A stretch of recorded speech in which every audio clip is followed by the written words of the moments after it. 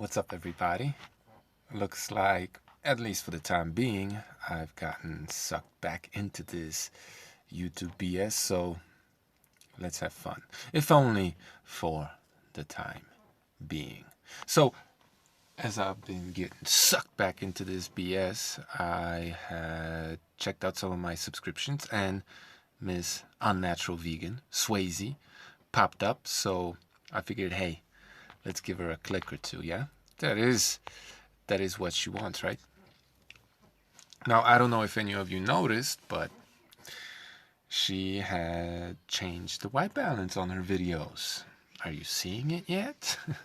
So ever since people like Sveria or myself and others had called her out for being ghostly and ghastly pale, right? Anemic looking, she has pitched up the magenta in her videos. And this is plain to see when you look at what's supposed to be a neutral background on that wall behind her, because I doubt she got this weird grayish pink, paint at the Home Depot discount rack where they, all those, how they take all those paints and that the customers return and mix them together and sell like all these various weird colors. I doubt that's what that is.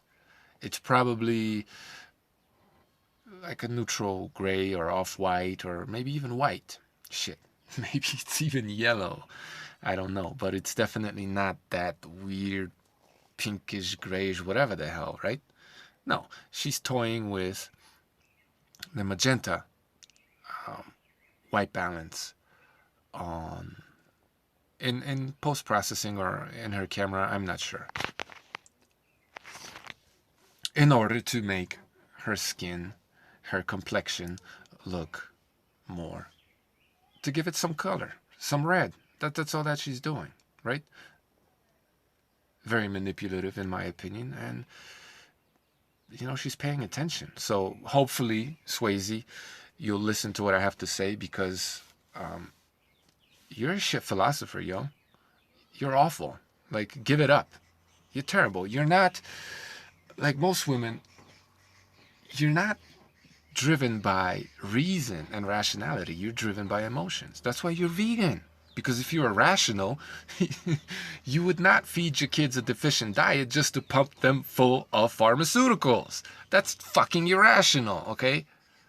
Like, philosophize that one. Explain that one to me. Jesus. Anyway, Swayze is another one of those career vegans who life seems to have left, right? There's no joy there. She's not perky, or there's no energy. She's very lethargic. She's just going through the motions making her videos because this is her job, right? She's a career vegan. She completely and utterly rejects logic while pretending to be very logical. Now, I don't know how much of this is delusion or dishonesty, so I'll let you decide. And it's not even that important. What's important is the message and how bugged out and wrong it is. So she makes these videos, one of them being 10 bad excuses for eating meat, right? These cliche-ish titles, 10 things I hate about blah blah blah. You just clickbaitish junk, garbage. Swayze, like, anyway, she's just a typical vegan who either doesn't understand logic or purposefully is deceiving you. So this strategy that she uses to argue and pretend that she's a philosopher when really she's just a religious ideologue is the same strategy that a lot of vegans use. What they do basically is that they try to project their worldview onto you. And I've been talking about this for years, and I was reminded of this watching Jay Dyer and Tristan last night, or the other day. So this is basically what she does. The presupposition of the vegan is that suffering is bad, right? Except then Swayze comes to the realization that, well, she suffers or had suffered in bearing and rearing children, so all suffering cannot be bad. Thus, suffering becomes needless. And needless suffering becomes bad, right? But because she's a moral subjectivist, needless is, well, what she says it is, or it is what you say it is, right? So she cannot define needless for you because she's a moral subjectivist, right? She believes that morality is subjective. You get to define what's needless for you. And even if we were to take an objective look at what's needless, it seems to be that the food that we've been eating forever as a species, well, that cannot be needless, right? If it made us who we are, how can that be needless? I mean, the delusion with these people is just through the fucking roof. But anyway, so what these people do is they assume and try to make you believe that the 99.9% of us that eat meat, that clearly do not share the same presuppositions that those people who don't eat meat for religious reasons, they try to make you think that you actually share the same worldview. And then they make you justify why, when obviously everybody knows that suffering is bad and killing animals needlessly is bad. Duh, why do you do it? Right? So whenever these people argue, whether it's Herbie Hancock or whatever his name is on the street, you know, or Joey or whatever, what they do is they trick you into thinking that you're actually already vegan when you're not. So don't let them trick you. And a lot of these people that don't know how to argue a debate, they're already been brainwashed to a degree. They've been pre-programmed with this belief that meat is bad, it's unhealthy, cow farts are destroying the environment, right? They've already been pre-programmed to where they're able to accept the second phase, be it veganism or, well, I won't go that far, but you probably know what I'm thinking about. Anyway,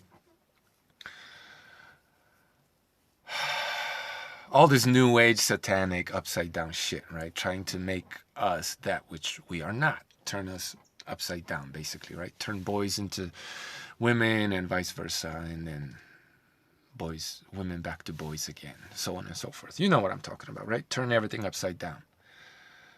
But you got to do it slowly. You got to pre-program people. You got to get them to believe that they hate themselves first and foremost, or get them to believe these asinine things such as, you know, doing that which we've always done forever, which has made us who we are.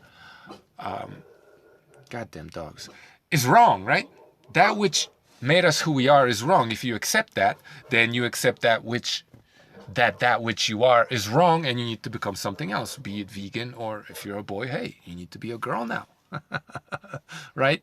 So this is the phase 2 of the programming, and veganism is one of those programs in phase 2. But look, you don't have to accept any of this vegan programming, right? Because clearly you eat meat guilt-free. 99.9% of the world eats meat guilt-free. So clearly you cannot have the same worldview as the vegans do, right? So don't assume that you do. When they come up to you and they say that, you know, suffering is bad, well, no, it's not bad.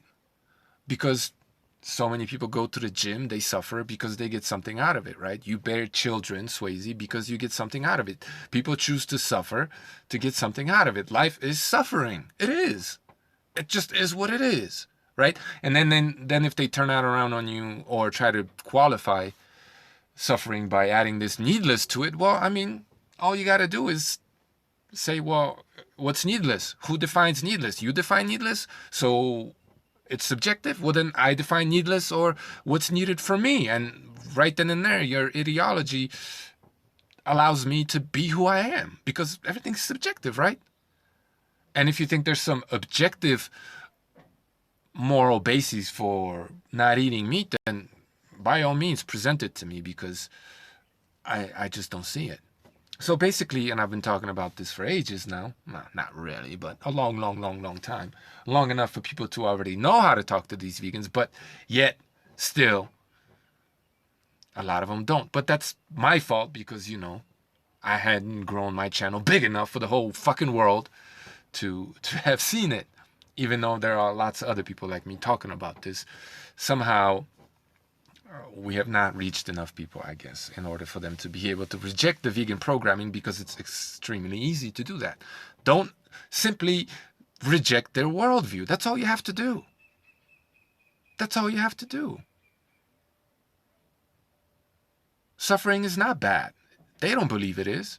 Needless suffering? Well, it isn't. It's not needless. Who defines needless? You? If you define needless, then I define needless for me, or what's needed.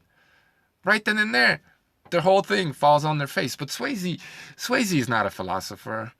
She doesn't understand the basic presuppositions of her worldview. She probably doesn't even know what presuppositions are. Or she's simply dishonest, just as she is, by manipulating her color scheme in order to look less sickly, right? To look more appealing, to sell her message. But, you know, we know what we're looking at, Swayze. You're lethargic, you got no energy, you're pale, you're probably depressed. You don't strike us as happy or healthy. And, you know, you feed your children a nutrient-deficient diet, and you compensate with pharmaceuticals, and you call that virtuous, because suffering is bad because you say so. That's literally your philosophy. That's weak.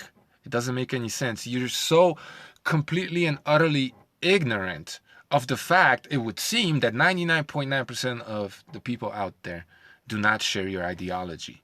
But instead of convincing them why they should by presenting your case logically, reasonably, with facts and virtue and truth, right? You color it, you deceive, and you shift the burden of proof. Instead of realizing that you're the queer one, you're the weirdo, you're the 0.01% that chooses to do this for whatever reason. The rest of us are normal. You're the queer one.